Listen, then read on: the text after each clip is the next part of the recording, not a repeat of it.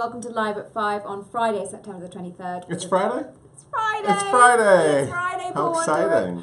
And we've got Kate Hamill here from Sense and Sensibility, off-Broadway. Like the off-Broadway smash stuff. Yeah, like, everyone is talking about this. Is like one of the big hits off-Broadway right now. So absolute rave reviews. So stay tuned for her. New York Times and everything. So we just got news. Just got news. Big news just happened. That's being written because we're both here. So Idina Menzel has an album today that came out. But also she's getting married.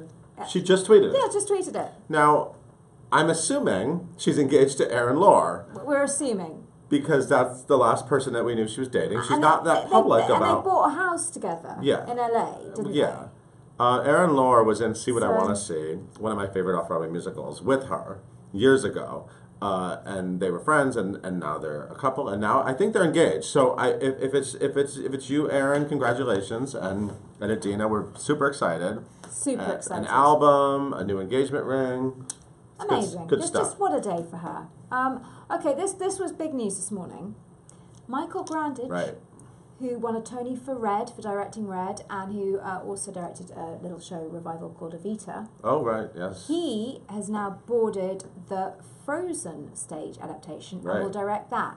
Now, obviously, Alex Timber's left that production, and then there was talk that maybe Stephen Daldry, who directed Billy Elliot, would be doing Frozen. Right. But no. They got a different Brit. Different Brit. Different Brit. Michael Grandage makes really pretty shows. It's an interesting choice. Like Evita was a beautiful production. Beautiful production. Yeah. No, it's an interesting choice. I mean, they're going more for sort of Lion King, aren't they? I mean, they're going for a very classy production here.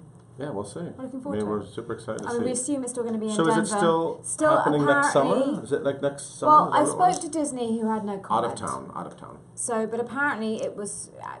It's reportedly still happening in Denver next summer and then coming to Broadway in 2018. Okay, cool. All right. What else? Carey Mulligan and Jake Gyllenhaal will join forces for Paul Dano. Okay. Wildlife. And this is interesting. It's a movie. Yes. But this is interesting, of course, because Jake Gyllenhaal is coming back to Broadway in one of your favourite shows at the beginning. Yeah, Burn This, yeah. And he's also doing Sunday in the Park with George next month. Anyone got any extra tickets? And Carey Mulligan was, of course, recently got a Tony nomination for her performance in Skylight on Broadway. And this movie also, it's co-written by Zoe Kazan, so another theatre connection there. So yeah, so we'll see what that is. Okay, well, I've got Jeremy Irvine is going to star in Buried Child in London alongside Ed Harris and Amy Madigan. Is he a Brit? Yes, I think, yes. He was in War Horse, the movie. The movie. Yeah. He's done lots of other movies as well, I think. And so it's the off-Broadway production. They're moving it there with some new cast members. Yeah, going into the West End. Comedy Central is going to air Lewis Black's show on October the 7th. Black to the Future. Also in Odds and Ends today, there's a fun Hamilton video from Joshua Henry. Saw that. Worth checking out. Ryan McPhee's big Met special was up. Did you see it yet? See what? His Met special. Well, I'm not an opera person, but Ryan McPhee's obsessed with the opera, isn't he? Yeah. So he loves the opportunity to talk about opera in addition to Broadway. Yeah, and he did it very well. Yes, absolutely. Not that I'm going to check it out, and maybe I will go sit through an opera. Maybe. You never know. You never know. What else have you got over there? Stranger things have happened. There's a new Nikki Silver play. Yeah. Nikki Silver, This Day Forward at the Vineyard. And it stars Joe Tippett, who was a Broadway dot from Freshface. He was in Airline Highway. He was awesome in that. And Francesca Farinelli. She was in, I've just murdered her Curious Incident. Yes, exactly. Yeah. Curious Incident. She's great. Yeah. There's a bunch of London news. Imelda Staunton and Conleth Hill, who's in Game of Thrones, are going to be in Albie's Who's Afraid of Virginia Woolf in the West End. I didn't know he was in Game of Thrones. All right. That's from February at the Harold Pinter Theatre. Amanda Holden and Moore will be in Stepping Out in the West End. Okay. What else? The Rent thing. So Rent is coming back for the 20th anniversary, and Anthony Rapp... This is in London, in the UK. In London, yeah, calm down. But Anthony Rapp will be there to do his solo show or concert. I don't know what show it is, really. I mean, he's done shows about the creation of Rent, so I don't know. I'm assuming it's sort of that at the same time. So it's at the St James Theatre. So in the main theatre, Rent's going to be playing, and then I think downstairs in the studio, Anthony Rapp is going to be doing his cabaret, which is That's pretty cool. It's a double feature. Yeah. And there's a Q&A with Gabriela Garcia, who I saw in The Heights when I was in London like a month ago. She's Nina in The Heights. And check that out. She talks about Lynn. Lynn finally went and saw it. And I think she talked about meeting him and all of that. And she's fabulous. And he's moving to London for a bit. Yeah. He's doing Mary Poppins. There's a fun culturalist. Chenzel duets. That's what I call Chenna with Menzel. They both have albums, as we mentioned. And we did, like, What's Your Dream? Duet. Yeah. Musical theater duet. My choice is Bosom Buddies from Mame. I would love that. And I would also love them to star in Whatever Happened to Baby Jane in 30 Years, the musical that someone should write. I'm just throwing that out. I just want to say that I said that at some point. Okay, then. That's recorded. Okay, should we move on to videos? Because there are some amazing videos that have gone up on the site. Yeah, a lot of videos. Okay, Leslie versus Susan in Side by Side. Leslie Margarita, of course, Susan Blackwell. And I think it sounds like a classic. I was with them. They went for Jedi training in Central Park. I mean, like Star Wars, Jedi. I sort of want to stop the video now and go and watch that video. It sounds so good. Yeah. Don't know. You're staying with us. Don't do it yet. With us. Don't do it yet. Jill Pace. MySpace with Jill Pace. American in Paris, which is closing in a few weeks, right? Yeah. She's an adorable dog. Check out the dog. If you want and the other stuff. If you want to go see American in Paris, then get to Broadway to see it. But then it's going on tour. So it's also coming to a city near you. And then speaking of tours, we have a video on Finding Neverland. Yes, the Neverland tour. Kevin Kern, Christine Dwyer, former Alphaba. Yes. Okay, I'm going to get out of here. All right. A lot's going on here. Okay, so welcoming Kate Hamill from Sense and Sensibility. Welcome. Welcome. Thank you. Now, we say from Sense and Sensibility because you wrote it and you're in it. Yes. This is amazing. Thanks. So, have you always been a Janeite, as they're called? The super fans. I'm not like the kind of Janeite superfan who dresses up in bonnets and skirts. And there are some. There are. There's a big contingent, and I respect that contingent very much. I'm just too lazy for that. But I was I was very interested in her starting as a teenager. I was sort of like a nerdy, theatery teenager, as I'm sure a bunch of people are. So I would sit at home with my novels and like cry at them. So you're doing Sense and Sensibility. Was that your favourite? I mean, I'm a Pride and Prejudice girl. It is my favorite now, or it has been my favorite recently because obviously I've explored it so much. But I think it had a special appeal to me, but the other thing about it is it's also her first novel. She started writing it when she was like 19, so I thought it would be an interesting one to start with. And you're playing Marianne. I do, and so sort of that's I guess Marianne is Austen.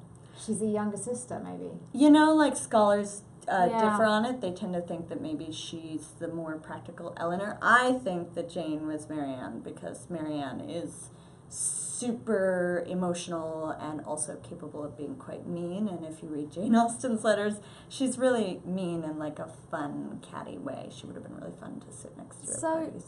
Talking of these Janeites, because it is a bit like Star Trek. I mean, you know, when you have a Janeite, it's a Janeite. Yeah. Or, you know, fans of Phantom, whatever. They must come to see the show. Yes. And your show is extraordinary. I mean, it's groundbreaking. It's doing all sorts of things, which we'll discuss. How do they cope? Are they okay with it? You know, or do you slightly live in fear of what they say? I was really scared when I did the adaptation. I was really scared that I was going to offend people because I love the novel and I don't want to desecrate anything. Yeah. I don't want to commit sacrilege, but they actually love it, which is for me like the fact that people who don't like Jane Austen, the fact that people that do like Jane Austen love the show, for me is so gratifying because it suggests what I feel like, which is her stories are universal. People can get everything out of it. And for me, it was really important to make it super theatrical and to sort of honor the novel, but not make it the novel, because a play can never be a novel. And so talk to me about the space, because it's very inventive staging. Yes. Isn't it? Well, so you've got actors using their bodies. Yes. Well, Eric Tucker, who's the artistic director of Bedlam, who is producing this off-Broadway and did the world premiere as well as in 2014, and who's also the director of this, envisioned it in this alleyway space. So if we go in and out of this alleyway on these incredible rolling chairs, Eric's such a genius at staging. He had this idea since the play has these scenes that go very fast in and out, and the gossips are pushing people in and out of things, that everything would be on wheels, so it's super active. So when you're in the audience not only are we sort of up in their faces, which is in a not aggressive way, in a nice way, in a fun way, which is the Bedlam aesthetic, but also you can see the people across from you in the audience having the experience. So it's like a community feel. This is a favourite question from our Live at Fibers, and I think by the sounds of it, this might well have happened to you guys. On-stage mishaps. Oh my God, we really have something almost every show. I mean, we have huge period dresses, and everything's on wheels, and everything goes super fast. So the dresses getting caught up in the wheels. The dresses get caught up in the wheels. One of our favorite stories is we did not, when we first mounted this in 2014, we did not have all the wheeling furniture yet. So our first preview was we had all of our dresses finally. And we've discovered that you really have to hike up the dresses because we were just falling out of them left and right. Everywhere. Yeah. How did you feel though when you were in costume for the first time? Was it one of the most extraordinary experiences? Yeah. Because you'd been imagining it for so long on the page, and then suddenly you get in your costume. It was wonderful. I mean, you know, for these period things, like the costume really helps you get in that mindset, especially the women. They're so restricted, and all of a sudden you're like, oh, I understand why they fainted all the time. I would too. You know, it's hot Swooning. in that corset for real. But yeah, it really helps you get there, and it's funny because you have to move your body in a different way. You can't you're carrying like a circus tent around with you. You're doing this, aren't you? Yeah, you become quite the little lady. Improves. Yeah. Now, so Josh wants to know, he was wondering when he was seeing the show, when the actors are whispering directly to the audience all at the same time, are they doing lines from the book that didn't make the show? No, each actor has a monologue that is written for them specifically in character, because when we started working on it in 2014, we swiftly discovered, no one, including me, is good at improving Jane Austen. You just can't. So I wrote these monologues for each character that are specific to them, and we use them, and characters that are specific to each gossip. But what I did do is I tried to use occasionally I would use portions of Jane Austen's letters in some of the monologues as sort of an homage to her. Oh. Now, Peyton wants to know, have you got any favourite Jane Austen quotes? Oh my God. That's putting you on the spot a bit. I think Thank that's you, unfair. Peyton. Or is that... No, I love it. One of the novels, best lines, that I Okay. wasn't able to get into the play because you have to sacrifice some things. You have to kill your babies. Is Marianne is going on and on and on about, oh, how is Norland, the house they left behind, and I miss it so much, and I miss the trees, and don't you miss the trees, and don't you miss the leaves? And Eleanor says to her, it is not everyone, Marianne, who has your passion for dead leaves. And there is something, this is one of the monologues actually, that Jane Austen had in one of her letters, which is, she wrote to her sister, dead of a fright, they say. I suppose he happened to look at his wife unawares. Ouch. Ouch. Now, so you've just had your 200th performance off Broadway. Yeah. This is a big hit. Thanks. And you've had all these incredible reviews. Is it a dream come true? Or is it more than you ever dreamed it could be? Because it's now rolling out across the country, isn't it? Yeah, it's running at the Folger Theatre in D.C. and it's running at the Guthrie in Minneapolis. I mean, do you get to visit? Because you're actually in the show here, so it's harder for you to... Yeah, actually, last week I went to the Guthrie for a couple of days. My understudy, Jess Fry, went on in New York, and she did an awesome job. And then I went to the Folger production, which is also directed by Eric Tucker, just for one day. And to be honest, I find it really humbling. I'm so humbled by how much everyone in the New York production and all these productions, how much work and love and effort they put into it.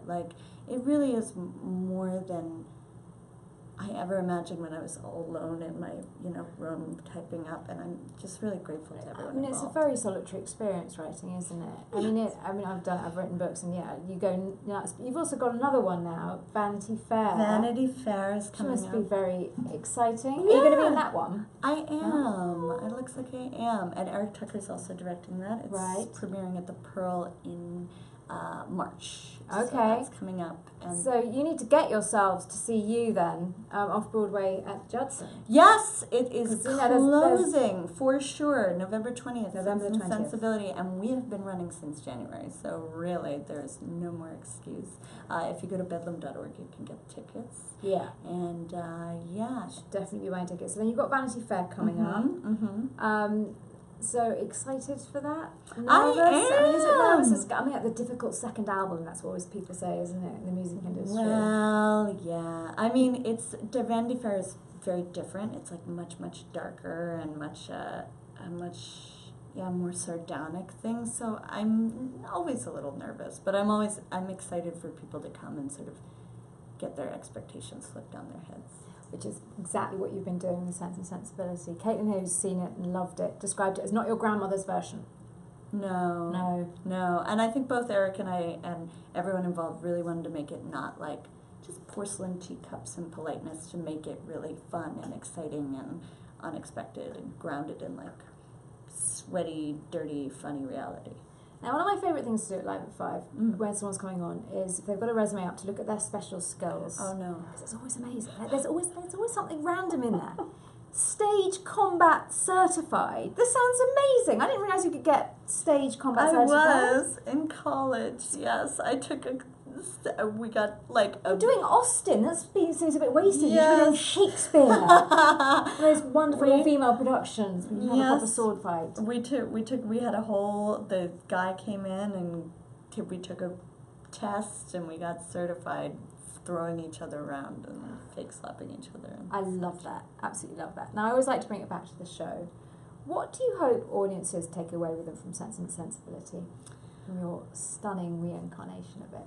Oh gosh, I mean a lot of stuff, and I really like that people bring their own stuff to it. But one thing that I would love for people to bring away is like a sense of reflection about their own judgment of other people, because the play is so much about how we judge other people and how we gossip about them and the roles of gossip in our lives and how people are always judging us and how that informs our behavior. And the cost of both obeying rules and breaking rules. Like Marianne breaks all the rules, Eleanor obeys all the rules, and they both pay costs for that. And that I would love for people to think more about that in their own lives, because I think that's still true, especially for women, especially for disadvantaged people. It's like there's a cost both for obeying and breaking those rules. And of course I want people to have a good time as well. Kate Hamill, thank you so much. Thank you for much. joining us live at 5 as we will see you next week. Take care, have a good weekend. Thank you.